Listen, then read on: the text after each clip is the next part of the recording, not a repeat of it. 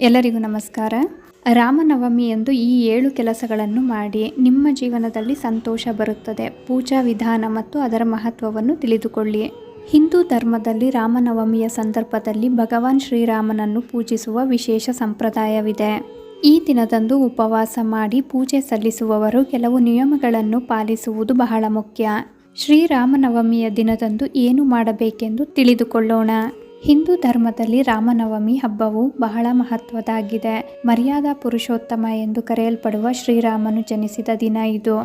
ಪ್ರತಿ ವರ್ಷ ಚೈತ್ರ ಮಾಸದ ಶುಕ್ಲ ಪಕ್ಷದ 9ನೇ ದಿನದಂದು ರಾಮನವಮಿಯ ಹಬ್ಬವನ್ನು ಬಹಳ ವೈಭವದಿಂದ ಆಚರಿಸಲಾಗುತ್ತದೆ. ಈ ದಿನದಂದು ಶ್ರೀರಾಮನ ವಿಶೇಷ ಪೂಜೆ ಮತ್ತು ಪ್ರಾರ್ಥನೆ ಮಾಡುವುದರಿಂದ ಸಂತೋಷ, ಶಾಂತಿ ಮತ್ತು ಸಮೃದ್ಧಿ ದೊರೆಯುತ್ತದೆ. ರಾಮನವಮಿಯಂದು ಈ 7 ಕೆಲಸ ಕಾರ್ಯಗಳನ್ನು ಮಾಡಿದರೆ ಎಲ್ಲ ಕಷ್ಟಗಳಿಂದ ಮುಕ್ತಿ ಸಿಗುತ್ತದೆ. ರಾಮನವಮಿ ಕೇವಲ ಹಬ್ಬವಲ್ಲ, ಶ್ರೀರಾಮನ ಆದರ್ಶಗಳನ್ನು ಅಳವಡಿಸಿಕೊಂಡು ಅವರ ಆಶೀರ್ವಾದ ಪಡೆಯುವ ಪವಿತ್ರ ಸಂದರ್ಭ. ಈ ದಿನದಂದು ಮಾಡುವ ಶುಭ ಕಾರ್ಯಗಳು ಸಕಾರಾತ್ಮಕ ಶಕ್ತಿಯನ್ನು ರವಾನಿಸುತ್ತವೆ ಮತ್ತು ಜೀವನದ ಎಲ್ಲ ಕಷ್ಟಗಳನ್ನು ತೆಗೆದುಹಾಕಲು ಸಹಾಯ ಮಾಡುತ್ತವೆ. ರಾಮನವಮಿಯಂದು ಮಾಡುವ ಕೆಲಸಗಳು ಅತ್ಯಂತ ಪ್ರಯೋಜನಕಾರಿ ಎಂದು ಪರಿಗಣಿಸಲಾಗಿದೆ. ಮೊದಲನೆಯ ಕೆಲಸ, ಶ್ರೀರಾಮನನ್ನು ಪಠಿಸಿ ಪೂಜಿಸಿ. ರಾಮನವಮಿಯ ಸಂದರ್ಭದಲ್ಲಿ ರಾಮನ ಜನ್ಮ ದಿನಾಚರಣೆಯನ್ನು ಆಚರಿಸಲು ಮನೆಗಳು ಮತ್ತು ದೇವಾಲಯಗಳಲ್ಲಿ ರಾಮಚರಿತ ಮಾನಸ, ರಾಮರಕ್ಷಾ ಸ್ತೋತ್ರ ಅಥವಾ ರಾಮನಾಮವನ್ನು ಪಠಿಸಲಾಗುತ್ತದೆ. ಶ್ರೀರಾಮನ ಆರತಿ ಮತ್ತು ಭಜನೆ ಮಾಡುವುದರಿಂದ ನಕಾರಾತ್ಮಕ ಶಕ್ತಿ ನಾಶವಾಗುತ್ತದೆ ಮತ್ತು ಮನೆಯಲ್ಲಿ ಸಂತೋಷ, ಶಾಂತಿಯ ವಾತಾವರಣ ನೆಲೆಸುತ್ತದೆ. ಬಡವರು ಮತ್ತು ನಿರ್ಗತಿಕರಿಗೆ ಆಹಾರವನ್ನು ಒದಗಿಸಿ. ಭಗವಾನ್ ರಾಮನು ತನ್ನ ಜೀವನದಲ್ಲಿ ಇತರರ ಸೇವೆ ಮತ್ತು ದಾನ ನೀಡುವ ಮಹತ್ವವನ್ನು ಹೇಳಿದರು. ಈ ದಿನದಂದು ಬಡವರಿಗೆ ಮತ್ತು ಅಸಹಾಯಕರಿಗೆ ಆಹಾರವನ್ನು ದಾನ ಮಾಡುವುದು ಬಹಳ ಶುಭವೆಂದು ಪರಿಗಣಿಸಲಾಗಿದೆ. ಇದು ಮನೆಯಲ್ಲಿ ಸಮೃದ್ಧಿಯನ್ನು ಖಚಿತಪಡಿಸುತ್ತದೆ ಮತ್ತು ಭಗವಾನ್ ಶ್ರೀರಾಮನ ಆಶೀರ್ವಾದವನ್ನು ಪಡೆಯುವಂತೆ ಸಹಾಯ ಮಾಡುತ್ತದೆ. ಶಾಶ್ವತ ದೀಪವನ್ನು ಬೆಳಗಿಸಿ. ಮನೆಯಲ್ಲಿ ಪರಿಶುದ್ಧತೆಯನ್ನು ಕಾಪಾಡಿಕೊಳ್ಳಿ. ರಾಮನವಮಿಯಂದು ಮನೆ ಅಥವಾ ದೇವಸ್ಥಾನದಲ್ಲಿ ಶಾಶ್ವತ ದೀಪ ಹಚ್ಚುವುದು ಶುಭ.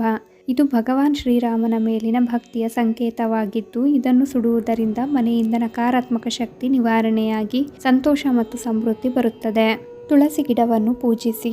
ತುಳಸಿ ಮಾತೆಯು ವಿಷ್ಣುವಿಗೆ ತುಂಬ ಪ್ರಿಯರು ಮತ್ತು ಶ್ರೀರಾಮನನ್ನು ವಿಷ್ಣುವಿನ ಅವತಾರವೆಂದು ಪರಿಗಣಿಸಲಾಗಿದೆ. ಈ ದಿನ ತುಳಸಿ ಗಿಡವನ್ನು ಪೂಜಿಸಿ ನೀರು ಅರ್ಪಿಸಿ ಪ್ರದಕ್ಷಿಣೆ ಹಾಕುವುದರಿಂದ ಮನೆಗೆ ಶುಭ ಬರುತ್ತದೆ ಮತ್ತು ಪಾಪಗಳು ನಾಶವಾಗುತ್ತವೆ. ಅಗತ್ಯ ಇರುವವರಿಗೆ ಬಟ್ಟೆ ಮತ್ತು ಇತರ ಅಗತ್ಯ ವಸ್ತುಗಳನ್ನು ದಾನ ಮಾಡಿ. ರಾಮನವಮಿಯಂದು ಬಟ್ಟೆ, ಆಹಾರ ಪದಾರ್ಥಗಳು, ನೀರು, ಪುಸ್ತಕಗಳು ಮತ್ತು ಇತರ ಅಗತ್ಯ ವಸ್ತುಗಳನ್ನು ದಾನ ಮಾಡುವುದು ಬಹಳ ಮುಖ್ಯ.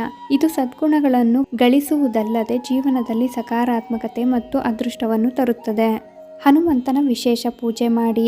ಹನುಮಂತನನ್ನು ಶ್ರೀರಾಮನ ಮಹಾನ್ ಭಕ್ತನೆಂದು ಪರಿಗಣಿಸಲಾಗಿದೆ. ಈ ದಿನದಂದು ಹನುಮಾನ್ ಚಾಲೀಸ, ಸುಂದರಕಾಂಡ ಅಥವಾ ಬಜರಂಗ ಬಾನ್ ಪಠಿಸುವುದು ತುಂಬಾ ಮಂಗಳಕರವಾಗಿದೆ. ಇದು ಎಲ್ಲ ರೀತಿಯ ತೊಂದರೆಗಳು ಮತ್ತು ಭಯಗಳನ್ನು ತೆಗೆದುಹಾಕುತ್ತದೆ. ಜೀವನದಲ್ಲಿ ಯಶಸ್ಸನ್ನು ಸಾಧಿಸುತ್ತದೆ. ನಿಮ್ಮ ಪೋಷಕರು ಮತ್ತು ಶಿಕ್ಷಕರಿಂದ ಆಶೀರ್ವಾದ ಪಡೆಯಿರಿ. ಭಗವಾನ್ ರಾಮನು ತನ್ನ ಹೆತ್ತವರನ್ನು ಮತ್ತು ಗುರುಗಳನ್ನು ಯಾವಾಗಲೂ ಗೌರವಿಸುತ್ತಿದ್ದರು. ಈ ದಿನದಂದು ನಾವು ಅವರ ಆದರ್ಶಗಳನ್ನು ಅನುಸರಿಸಬೇಕು ಮತ್ತು ನಮ್ಮ ಪೋಷಕರು ಮತ್ತು ಶಿಕ್ಷಕರ ಆಶೀರ್ವಾದವನ್ನು ಪಡೆಯಬೇಕು. ಇದು ಜೀವನದಲ್ಲಿ ಯಶಸ್ಸು, ಸಮೃದ್ಧಿ ಮತ್ತು ಸಕಾರಾತ್ಮಕತೆಯನ್ನು ಕಾಪಾಡಿಕೊಳ್ಳುತ್ತದೆ. ರಾಮನವಮಿಯ ಪವಿತ್ರ ಸಂದೇಶ. ರಾಮನವಮಿ ಕೇವಲ ಹಬ್ಬವಲ್ಲ, ಬದಲಾಗಿ ಶ್ರೀರಾಮನ ಆದರ್ಶಗಳನ್ನು ನಮ್ಮ ಜೀವನದಲ್ಲಿ ಅಳವಡಿಸಿಕೊಳ್ಳಲು ಒಂದು ಅವಕಾಶ. ಈ ದಿನದಂದು ಮಾಡುವ ಕೆಲಸವು ವಿಶೇಷ ಮಹತ್ವವನ್ನು ಹೊಂದಿದೆ.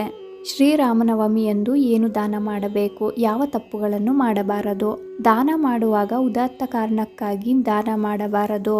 ಇತರರ ಅಗತ್ಯಗಳಿಗೆ ಅನುಗುಣವಾಗಿ ದಾನ ಮಾಡಿ. ಶ್ರೀರಾಮನವಮಿಯಂದು ನೀವು ಹತ್ತಿರದ ರಾಮ ದೇವಸ್ಥಾನಕ್ಕೆ ಹೋಗಿ ದೀಪ ಹಚ್ಚಿ ಪ್ರಸಾದ ಅರ್ಪಿಸಿ ಪೂಜೆಯ ನಂತರ ಪ್ರಸಾದವನ್ನು ವಿತರಿಸಿದರೆ ಅದು ಒಳ್ಳೆಯ ಫಲಿತಾಂಶಗಳನ್ನು ತರುತ್ತದೆ. ಶ್ರೀರಾಮನವಮಿಯಂದು ಅವಿವಾಹಿತ ಹುಡುಗಿಯರಿಗೆ ಆಹಾರವನ್ನು ನೀಡುವುದು ಒಳ್ಳೆಯದು. ಇದು ದುರ್ಗಾದೇವಿಯ ಆಶೀರ್ವಾದವನ್ನು ತರುತ್ತದೆ. ಅದರಲ್ಲೂ ಅನ್ನದಾನವನ್ನು ಶ್ರೇಷ್ಠವೆಂದು ಪರಿಗಣಿಸಲಾಗಿದೆ. ಹಸಿದವರಿಗೆ ಅಥವಾ ಬಡವರಿಗೆ ಆಹಾರವನ್ನು ಒದಗಿಸುವ ಮೂಲಕ ರಾಮನು ಸಂತೋಷ ಪಡುತ್ತಾರೆ. ಅನ್ನದಾನ ಮಾಡುವಾಗ ರುಚಿಕರವಾದ ಆಹಾರವನ್ನು ದಾನ ಮಾಡಿ. ಯಾರಿಗೂ ಶೇಖರಿಸಿಟ್ಟ ಆಹಾರ ಅಥವಾ ಹಾಳಾದ ಆಹಾರವನ್ನು ನೀಡಬೇಡಿ. ಹಾಗೆ ಮಾಡುವುದರಿಂದ ಅನ್ನಪೂರ್ಣ ದೇವಿ ಕೋಪಗೊಳ್ಳುತ್ತಾರೆ. ಸಂಪತ್ತು ಪಡೆಯಲು ಶ್ರೀರಾಮನವಮಿಯಂದು ದೇವಸ್ಥಾನದಲ್ಲಿ ಕುಂಕುಮವನ್ನು ಅರ್ಪಿಸುವುದು ಒಳ್ಳೆಯದು. ಶ್ರೀರಾಮನವಮಿಯ ದಿನದಂದು ಬಡವರಿಗೆ ಬಟ್ಟೆ ಮತ್ತು ಆಹಾರವನ್ನು ನೀಡುವ ಶಕ್ತಿ ನಿಮ್ಮಲ್ಲಿದ್ದರೆ ನೀವು ವಿಶೇಷ ಫಲಿತಾಂಶಗಳನ್ನು ಪಡೆಯಬಹುದು.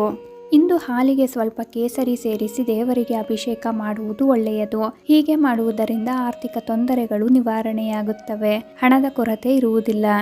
ಸಂಪತ್ತು ಮತ್ತು ಸಮೃದ್ಧಿಯನ್ನು ಹೊಂದಲು ಶ್ರೀರಾಮನವಮಿಯಂದು ಸಂಪತ್ತು ಮತ್ತು ಸಮೃದ್ಧಿಯನ್ನು ಆಕರ್ಷಿಸಲು ಮನೆಯ ಮುಖ್ಯ ದ್ವಾರದ ಬಳಿ 11 ದೀಪಗಳನ್ನು ಬೆಳಗಿಸಬೇಕು. ರೋಗಗಳಿಂದ ಮುಕ್ತಿ ಪಡೆಯಲು ಇಂದು ಹನುಮಂತನನ್ನು ಪೂಜಿಸುವುದು ಒಳ್ಳೆಯದು. ನಂತರ ಹನುಮಾನ್ ಚಾಲೀಸ ಪಠಿಸಿ.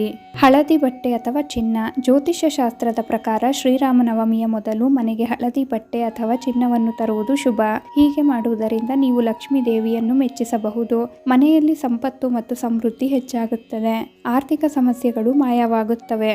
ಹಳದಿ ಶಂಖ. ಶ್ರೀರಾಮನವಮಿಯ ಮೊದಲು ಒಳ್ಳೆಯ ಶಂಖವನ್ನು ಖರೀದಿಸಿ ಇದನ್ನು ಪೂಜಾ ಕೋಣೆಯಲ್ಲಿ ಇರಿಸಿ. ಹೀಗೆ ಮಾಡುವುದನ್ನು ಶುಭವೆಂದು ಪರಿಗಣಿಸಲಾಗುತ್ತದೆ. ಇದಲ್ಲದೆ ಮನೆಯಲ್ಲಿ ಶಂಖವನ್ನು ಇರಿಸಿದರೆ ಸಂಪತ್ತು ಕೂಡ ಹೆಚ್ಚಾಗುತ್ತದೆ. ಆದ್ದರಿಂದ ಅದನ್ನು ಮನೆಗೆ ತಂದು ಪೂಜಾ ಕೋಣೆಯಲ್ಲಿ ಇಡುವುದರಿಂದ ಶುಭ ಫಲಿತಾಂಶಗಳನ್ನು ಪಡೆಯಬಹುದು. ಕೇಸರಿ ಅಥವಾ ಹಳದಿ ಧ್ವಜ. ಶ್ರೀರಾಮನವಮಿಗೂ ಮುನ್ನ ಕೇಸರಿ ಬಣ್ಣದ ಧ್ವಜ ಅಥವಾ ಹಳದಿ ಬಣ್ಣದ ಧ್ವಜವನ್ನು ಖರೀದಿಸಿ ಮನೆಗೆ ತನ್ನಿ. ಶ್ರೀರಾಮನವಮಿಯ ದಿನದಂದು ಇದನ್ನು ಮನೆಯಲ್ಲಿ ಸ್ಥಾಪಿಸುವುದು ಶುಭವೆಂದು ಪರಿಗಣಿಸಲಾಗಿದೆ. ಇದು ನಕಾರಾತ್ಮಕ ಶಕ್ತಿಯನ್ನು ತೆಗೆದುಹಾಕುತ್ತದೆ ಮತ್ತು ಸಕಾರಾತ್ಮಕ ಶಕ್ತಿಯನ್ನು ಹರಿಯುವಂತೆ ಮಾಡುತ್ತದೆ. ಸಂತೋಷವು ಸಮೃದ್ಧಿಯನ್ನು ತರುತ್ತದೆ. ಆರ್ಥಿಕ ಲಾಭಕ್ಕಾಗಿ ಶ್ರೀರಾಮನವಮಿಯ ದಿನದಂದು ಕೆಂಪು ಬಣ್ಣದ ಬಟ್ಟೆಗಳನ್ನು ಧರಿಸಬೇಕು. ಅದೇ ರೀತಿ ಒಂದು ಕೆಂಪು ಬಟ್ಟೆಯನ್ನು ತೆಗೆದುಕೊಂಡು ಅದರಲ್ಲಿ 11 ಗೋಮತಿ ಚಕ್ರಗಳು, 11 ಕರಿಬೇವು, 11 ಲವಂಗ ಮತ್ತು 11 ಸಕ್ಕರೆ ಉಂಡೆಗಳನ್ನು ಇರಿಸಿ ಲಕ್ಷ್ಮೀ ದೇವತೆಗೆ ಮತ್ತು ರಾಮನಿಗೆ ಅರ್ಪಿಸಿ. ಹೀಗೆ ಮಾಡುವುದರಿಂದ ನಿಮ್ಮ ಆರ್ಥಿಕ ಸಮಸ್ಯೆಗಳು ದೂರವಾಗುತ್ತವೆ. ಅಲ್ಲದೆ ಒಂದು ಬಟ್ಟಲಿನಲ್ಲಿ ನೀರನ್ನು ತೆಗೆದುಕೊಂಡು ಶ್ರೀರಾಮ ರಕ್ಷಾ ಮಂತ್ರವನ್ನು 108 ಬಾರಿ ಜಪಿಸಿ. ಮನೆಯಾದ್ಯಂತ ನೀರನ್ನು ಸಿಂಪಡಿಸಿ. ಮನೆಯಲ್ಲಿರುವ ನಕಾರಾತ್ಮಕ ಶಕ್ತಿಯು ದೂರವಾಗುತ್ತದೆ ಮತ್ತು ಸಕಾರಾತ್ಮಕ ಶಕ್ತಿಯು ಹೊರಹೊಮ್ಮುತ್ತದೆ. ಆರ್ಥಿಕ ಸಮಸ್ಯೆಗಳಿಗೆ ನಕಾರಾತ್ಮಕ ಶಕ್ತಿಯು ಕಾರಣವಾಗಬಹುದು. ರೋಗಗಳಿಂದ ಮುಕ್ತಿ ಪಡೆಯಲು ಆಂಜನೇಯನ ಅನುಗ್ರಹದಿಂದ ಯಾವುದೇ ರೋಗ ಅಥವಾ ಭಯ ದೂರವಾಗುತ್ತದೆ. ಶ್ರೀರಾಮನವಮಿಯಂದು ಸಂಜೆ ಆಂಜನೇಯ ಸ್ವಾಮಿ ದೇವಸ್ಥಾನಕ್ಕೆ ಭೇಟಿ ನೀಡಬೇಕು. ನೀವು ಹನುಮಾನ್ ಚಾಲೀಸವನ್ನು ಸಹ ಪಠಿಸಬೇಕು. ರಾಮನ ನಾಮ ಜಪಿಸುವುದರಿಂದ ಹನುಮಂತನ ಆಶೀರ್ವಾದ ಸಿಗುತ್ತದೆ. ರೋಗಗಳಿಂದ ಮುಕ್ತಿ ಪಡೆಯಿರಿ. ನವಮಿಯ ದಿನದಂದು ರಾಮ ಮಂದಿರದಲ್ಲಿ ತುಪ್ಪ ಅಥವಾ ಎಣ್ಣೆಯ ದೀಪವನ್ನು ಬೆಳಗಿಸಬೇಕು. ಅಲ್ಲದೆ ಜೈ ಶ್ರೀರಾಮ್ ಎಂಬ ಪದವನ್ನು 108 ಬಾರಿ ಜಪಿಸುವುದರಿಂದ ಮಾನಸಿಕ ಶಾಂತಿ ದೊರೆಯುತ್ತದೆ. ಮನಸ್ಸು ಸಂತೋಷದಿಂದ ತುಂಬಿ ತುಳುಕುತ್ತದೆ. ಮಗುವಿನ ಹಿತದೃಷ್ಟಿಯಿಂದ ಒಂದು ಕೆಂಪು ಬಟ್ಟೆಯನ್ನು ತೆಗೆದುಕೊಂಡು ಅದರಲ್ಲಿ ತೆಂಗಿನಕಾಯಿಯನ್ನು ಸುತ್ತಿ ಸೀತಾದೇವಿಗೆ ಅರ್ಪಿಸಿ. ಜೈ ಶ್ರೀರಾಮ್ ಮಂತ್ರವನ್ನು 108 ಬಾರಿ ಜಪಿಸಬೇಕು ಮತ್ತು ಸೀತಾಮಾತೆಯನ್ನು ಪೂಜಿಸಬೇಕು. ಹೀಗೆ ಮಾಡುವುದರಿಂದ ಮಕ್ಕಳಿಗೆ ಸುಲಭವಾಗಿ ಆಶೀರ್ವಾದ ಸಿಗುತ್ತದೆ. ದಾಂಪತ್ಯ ಜೀವನವು ಯಾವಾಗಲೂ ಜಗಳಗಳು ಮತ್ತು ಏರಿಳಿತಗಳಿಂದ ತುಂಬಿರುತ್ತದೆಯೇ? ಆದರೆ ಶ್ರೀರಾಮನವಮಿಯ ದಿನದಂದು ಪತಿ ಪತ್ನಿ ಇಬ್ಬರೂ ಸೀತಾರಾಮರಿಗೆ ಅರಿಶಿನ ಕುಂಕುಮ ಮತ್ತು ಶ್ರೀಗಂಧವನ್ನು ಅರ್ಪಿಸಬೇಕು. ಓಂ ಜೈ ಸೀತಾರಾಮ್ ಮಂತ್ರವನ್ನು 108 ಬಾರಿ ಜಪಿಸಬೇಕು. ಹೀಗೆ ಮಾಡುವುದರಿಂದ ದಾಂಪತ್ಯ ಸಂಬಂಧದಲ್ಲಿನ ಸಮಸ್ಯೆಗಳು ನಿವಾರಣೆಯಾಗುತ್ತವೆ. ಗಂಡ ಹೆಂಡತಿ ನಡುವೆ ಪ್ರೀತಿ ಅರಳುತ್ತದೆ. ಶ್ರೀರಾಮನವಮಿಯಂದು ಯಾವ ಒಳ್ಳೆಯ ಕೆಲಸಗಳನ್ನು ಮಾಡಬೇಕು, ಯಾವ ಬಣ್ಣದ ಬಟ್ಟೆಯನ್ನು ಧರಿಸಬೇಕು, ಯಾವ ವಸ್ತುಗಳನ್ನು ಖರೀದಿಸಬೇಕು ಎಂದು ತಿಳಿಸುತ್ತಾ ನಾನು ಈ ವಿಡಿಯೋನ ಇಲ್ಲಿಗೆ ಎಂಡ್ ಮಾಡ್ತಿದ್ದೀನಿ. ಈ ಮಾಹಿತಿಗಳು ನಿಮಗೆ ಇಷ್ಟ ಆದರೆ ದಯವಿಟ್ಟು ನಮ್ಮ ಚಾನಲ್ಗೆ ಸಬ್ಸ್ಕ್ರೈಬ್ ಆಗಿ, ಲೈಕ್ ಮಾಡಿ, ಶೇರ್ ಮಾಡಿ, ಹಾಗೆ ಕಮೆಂಟ್ ಮಾಡಿ. ಜೈ ಶ್ರೀ ಸೀತಾರಾಮ್.